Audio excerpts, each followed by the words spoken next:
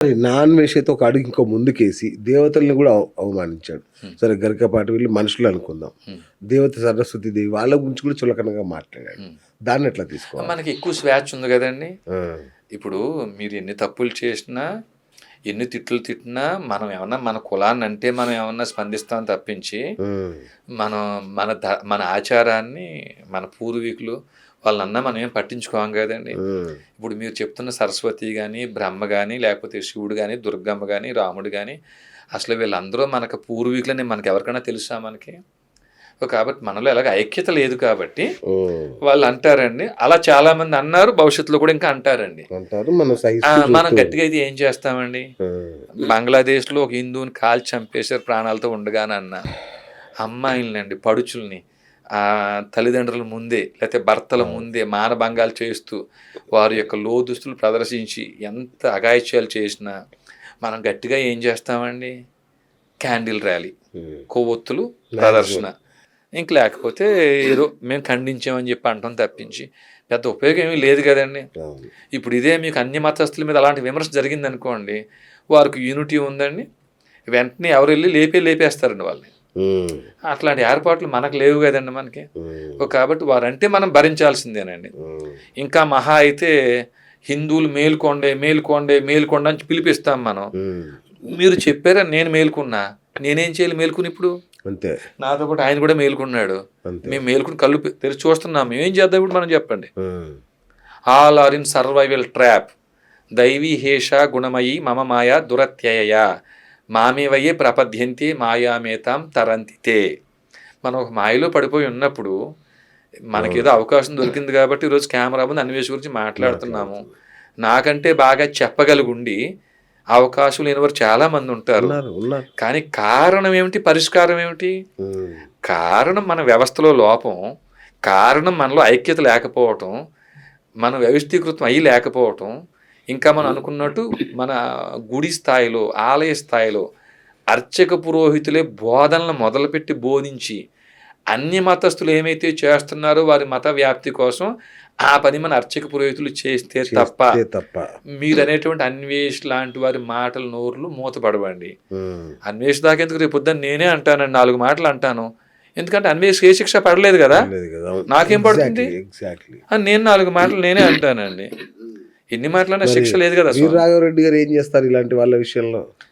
మేము రామరాజ్య స్థాపన జరగాలని ఇక్కడికంటే మూలం ఇంకా ఉందండి.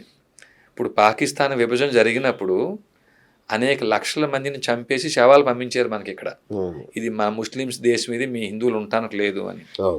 ఈ మధ్యకాలంలో 1990 ఆ దశకంలో కూడా చాలామంది పండితుల పేరుతో ఓచుకోత జరిగిందని మీలాంటి పెద్దలు చెప్పగా నేను విన్నాను. అది కాశ్మీర్ ఫైల్స్తో సినిమా కూడా వచ్చిందండి. కేరళలో, వెస్ట్ బెంగాల్లో నిన్నగాక మొన్న పెహల్గాం దాడి అండి. 29 మంది ప్యాంటులు విప్పి జిప్పులు తీసి వారి భార్యల ముందే, వీరు ముస్లిమ్స్ అయితే కాదు హిందువులను కన్ఫామ్ చేసుకుని మరీ కాల్చి చంపేశారండి. ఇంత జరుగుతున్న మార్గం ఏమిటండి? మనల్ని మనం రక్షించుకోవడం కోసం మనకు ఒక వ్యవస్థ ఉండాలి. అదేంటండి పోలీస్ స్టేషన్లు, కోర్టులు ఉన్నాయని మీరు అనొచ్చండి. మరి ఇదే పోలీస్ స్టేషన్లు, కోర్టులు పాకిస్తాన్ విభజనప్పుడు కూడా ఉన్నాయి కదా, అక్కడ కూడా ఉన్నాయి కదా. ఆ లక్షల మందిని వారు ఎందుకు కాపాడలేదు? మరి కాశ్మీర్లో కోర్టులు, పోలీస్ స్టేషన్లు ఈ హిందువులను ఎందుకు కాపాడలేదు? ఇప్పుడు బంగ్లాదేశ్లో కోర్టులు, పోలీస్ స్టేషన్లు ఎందుకు కాపాడలేదు? కారణం ఏమిటంటే వారు పరిమిత స్థాయిలో ఉన్నారండి. వారు కూడా సర్వైవల్ ట్రాప్, బతుకు తెరుగు కోసమే వారు చాలామంది ఆ యూనిఫామ్ ధరించి ఉన్నారు. ఎక్కడో 100లో 2 3 దేనికోసమైనా సాహసం కోసం సిద్ధపడ్డ పై ఆఫీసర్ ఒప్పుకోవాలి కదా. మళ్ళీ పై ఆఫీసర్ ఒప్పుకోవాలి కదా. వారికి ఆ స్వేచ్ఛ ఏముంటుందండి? కాబట్టి మనకి భగవద్గీత 18వ అధ్యాయం 43వ శ్లోకం ఒకటి ఉందండి. శౌర్యం తేజో దుర్తిర్దాక్ష్యం యుద్ధే చాప్య పలాయనం దానమీశ్వర భావచ్చ క్షాత్రం కర్మ స్వభావజం అని. ఇలాంటి లక్షణాలు కలిగిన క్షాత్రం కలిగిన వారు ఎవరున్నారో వారిలో ఊరికి ఒక్కరిని ఎంపిక చేసి వారి పోషణ బాధ్యత ఆ ఊరే చూసుకుంటే 2 రాష్ట్రాల్లో 27,800 గ్రామాలు ఉన్నాయి.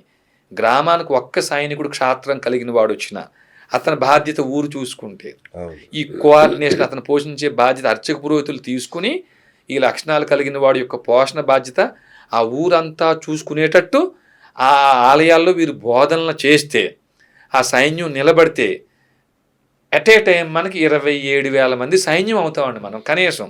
అవును. తిరుపతిలో ఏదో యూనివర్సిటీలు అవును. ముస్లిం యూనివర్సిటీలు వస్తున్నాయని చెప్పినా, లేకపోతే రకరకాల అన్య మతస్థులు పేటరేగిపోయినా, లేకపోతే మన దేవాలయాలు భూములు అన్యాక్రాంతం అయిపోయి ఉన్నా, ఒక వ్యవస్థ ప్రశ్నించే వ్యవస్థ అవుద్దండి. లడ్డు కల్తీ అయినా అంతే. ఈ రాజకీయ వ్యవస్థ ఎంతసేపు కూడా వారు రాజకీయ స్వలాభం కోసమే వాళ్ళు పనిచేస్తారండి. వాళ్ళు ధర్మం కోసం వాళ్ళు పనిచేయరు. కాబట్టి ఈ వ్యవస్థ ఏర్పడాలని కోరుకుని 2 రాష్ట్రాల్లో పర్యటించి అర్చక పురోహితుని కలిసి, అయ్యా మరి అన్య మతస్థులు ఈ రకంగా చేస్తున్నారు, వారు ఐక్యత కోసం వారి యొక్క మత వ్యాప్తి కోసం వారు బోధనలు చేస్తున్నారు, మన రక్షణ కోసం మీరు బోధించండి, ఊరికి ఒక సైనికుడిని ఎంచుకోండి, మీరు మాకేం డబ్బులు ఇవ్వద్దు, ఆ ఊరు సైనికుడి పోషణ మీరే చూసుకోండి. రేపొద్దున తిరుపతో లేకపోతే విజయవాడ లేకపోతే శ్రీకాకుళం రామతీర్థమో ఘటనలు అయినప్పుడు ప్రతి ఊరు నుంచి వెళ్ళాలంటే జనం వాళ్ళకి పనులు ఉంటాయి కదండి. వారికి జాబులో లేకపోతే వ్యవసాయం పనుల్లో లేకపోతే గేదెలనో ఆవులనో కాచుకునే పని సర్వైవల్ పని ఉంటుంది కదండి. కాబట్టి వీరు ఊరిని పోషించి ఊరు పోషించబడేవారు ఉన్నారనుకోండి, రామతీర్థం పోవాలి ట్రైన్ టికెట్ వేలే ఊరే తీస్తుంది, అంతేగా అక్కడికి అయ్యే ఖర్చులు ఊరే పెట్టుకుంటుంది, ఎవ్రీ మంత్ ఆయనకి అయ్యే శాలరీ ఊరే పెట్టుకుంటుంది, ఆ కుటుంబ పోషణ అంతా ఊరే చూసుకుంటుంది. అట్లాంటి వ్యవస్థ రావాలని కోరుకుంటూనే అర్చక పురోహితులను కలిసి తిరిగి చెప్తున్నాం. అనేక మందిని కలిసి చెప్తే చాలా మంది సమ్మతించారు. ఆ చిలుకూరు వెళ్ళిన సందర్భంలో ఆయనకి అది ఎక్కకపోవడం, ఆయన వేరే సందర్భంలో బ్రాహ్మణుడు 18వ అధ్యాయం 42వ శ్లోకంలో శమో ధమస్తప శౌచం శాంతిర్జావమేవచ జ్ఞాన విజ్ఞాన ఆస్తిక్యం బ్రహ్మకర్మ స్వభావజం అని ఏ లక్షణాలు బ్రాహ్మణులు ఉంటే బ్రాహ్మణులు అన్నారు, ఆ లక్షణానికి వ్యతిరేక దిశలో ఆయన ఉండటం, ఆ విభేదం కాస్త కేసు కింద వెళ్ళింది అనుకోండి. మా ప్రయత్నం మీరు అన్నట్టు ఈ కారణం ఏమిటి, పరిష్కారం ఏమిటి అనే దిశగా సాగుతుంది. మీకు రౌడీ షీట్ అప్పుడు వచ్చిందా, అంతకు ముందే? రౌడీ షీట్ అప్పుడు లేదు, ఇప్పుడు లేదు. లేదా? రౌడీ షీట్ చాలా బాగా పుకారు నడుస్తుంది, రౌడీ షీట్ ఉంది. సరే పోనీ మీరు రికమెండ్ చేయండి, రౌడీ షీట్ ఓపెన్ అలా పడి ఉంటుంది, ఇంకా పడి ఉంటుంది అంటారా? రైట్. అంటే అగ్రెసివ్ గా వెళ్ళడానికి అదే కారణమా లేదంటే ఏంటా అని అందుకే అడిగాను మిమ్మల్ని. రౌడీ షీట్ ఉంది అనేసరికి అగ్రెసివ్ లేదండి. ఇక్కడ అగ్రెసివ్ అనే మాట అబద్ధం.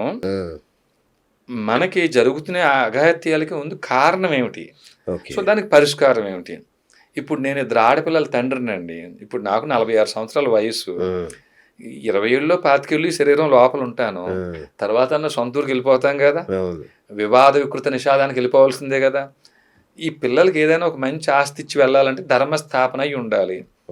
ధర్మస్థాపన అవ్వాలంటే ముందు ధర్మస్థాపన చేస్తానన్న న్యాయస్థానాలు దుష్ట శిక్షణ శిష్ట రక్షణ చేస్తే ఇప్పుడు మీకు నాకు పని ఉండేది కాదు. కాబట్టి వారు ఆ పని చేయట్లేదు. న్యాయమూర్తులు ఈ పని చేయకపోతే వీరి మీద ఈ 197 సిఆర్పిసి ప్రయోగించాల్సినటువంటి కేంద్ర రాష్ట్ర ప్రభుత్వాలు ఆ పని చేయట్లేదు. కాబట్టి కేంద్ర రాష్ట్ర ప్రభుత్వాలకి ఇటు న్యాయమూర్తులకి ఈ వ్యవస్థలకి మనమే యజమానులు కదా. మరి మన కోసం మనం ఏర్పాటు రక్షణ కవచం, కనీసం వారిని ప్రశ్నించడం కోసమైనా ఓ రక్షణ కవచం ఏర్పాటు చేయాలనే ఉద్దేశంతో చేసే ప్రయత్నమే. దానికి మీరు అగ్రెసివ్ అని పేరు పెట్టిన ఇబ్బంది ఏం లేదు. తిరుపతి మీద ఎప్పుడు కాన్సన్ట్రేట్ చేశారా? అంటే మనకు వాటికన్ సిటీ లాంటిది అది తిరుపతి అనేది, తిరుమల అనేది, కానీ అక్కడ ఏదో జరుగుతుంది, మీకు ఏమైనా అర్థమవుతుందా? శ్రీ వెంకటేశ సుప్రకాశ సర్వోన్నత సజ్జన మానస నికేతన కనకాంబరధరల సన్మకుట కుండల విరాజిత హరే యనుచుని పొగడగ త్యాగరాజగేయుడు మానవేంద్రుడైన రామచంద్రుడు సమయానికి తగు మాటలాడిని. తిరుపతి గురించి మా పెద్ద ఆయన చెప్పిన మాట అండి ఇది. అంటే తిరుపతి గురించి అంత గొప్పగా చెప్పాడండి ఆయన. మీరు చెప్పే వాటికన్ సిటీ చాలా చిన్న పదం, ఇంకా గొప్పగా చెప్పాడండి ఆయన. తిరుపతి మూలం ఏమిటంటే అండి, రాముడు జన్మించింది అయోధ్య అని చెప్తున్నాం కదా మనం. శ్రీ మహావిష్ణువు 7వ అవతారం కదండి. శ్రీ మహావిష్ణువు మొట్టమొదటి అవతారం మత్స్య అవతారం తిరుపతి దగ్గర నాగులాపురం అండి. తిరుపతి దగ్గరే నాగులాపురం మొదటి అవతారం. నాకు ఇంకొక డౌట్, వెంకటేశ్వర స్వామి దశావతారాలు లేడు కదా, ఉన్నారు. మరి నన్ను విష్ణుమూర్తి ఎలా ఉన్నారండి. ఇప్పుడే చూడండి, శ్రీ వెంకటేశ సుప్రకాశ సర్వోన్నత సజ్జన మానస నికేతన కనకాంబరధరల సన్మకుట కుండల విరాజిత హరే యనుచునే పొగడగ త్యాగరాజగేయుడు మానవేంద్రుడైన రామచంద్రుడు. ఆ రామచంద్రుడు వేరే కాదు, ఈ వెంకటేశ్వర స్వామి వేరే కాదని చాలా కేటగారికల్గా డినోటెడ్ అండి. అంటే మీరు నేను మాట్లాడుకునే కంటే కూడా 4 వేదాలు జీర్ణం చేసుకున్న ఆయన అండి ఈయన. శమన వైరి కీర్తన మనకు అప్పచెప్పింది ఆయన. కాబట్టి వెంకటేశ్వర స్వామి దశావతారాల్లో లేనిది మన భ్రమ. మొదటి అవతారం మత్స్యావతారం తిరుపతి దగ్గర నాగులాపురం, మన ఆంధ్రప్రదేశ్లో ఉందండి. రెండో అవతారం కూర్మావతారం మన తూర్పుగోదావరి జిల్లా అంతర్వేది అండి. అంతర్వేది, థాయిలాండ్ ప్లస్ శ్రీకూర్మ 3 కలిపి రెండో అవతారానికి సాక్ష్యాలుగా ఉన్నాయండి. అంటే పెద్ద కథ అది. సముద్రానికి ఒక అవతల గట్టునేమో రాక్షసులు, ఇవతల గట్టున దేవతలు నిలబడి క్షీరసాగరాన్ని చిలికేరు అన్న కథ మూలంగా థాయిలాండ్ ఎయిర్పోర్ట్లు ఇప్పటికీ అక్కడ మన క్షీరసాగర మదనం ఆ శిల్పాల ఆకృతులని చెక్కబడి ఉన్నాయండి. థాయిలాండ్ వెళ్ళి మీరు ఎవరైనా పూర్వీకులను అడిగారు అనుకుని వాళ్ళు చెప్తారు క్షీరసాగర మదనం ఇక్కడ జరిగిందంటారండి. అంతర్వేది వెళ్తే ఇక్కడ జరిగిందంటారు. 2 నిజాలే అండి. శ్రీకూర్మం తల కనపడింది అంటారు శ్రీకాకుళం, అది కూడా నిజమే. 3 నిజాలే. అంటే అంత పెద్ద ప్రాజెక్ట్ క్షీరసాగర మదనం అది. అప్పుడు అంత పెద్ద పెద్ద మనుషులు ఉండేవారని మనం భావించాల్సి వస్తుందండి.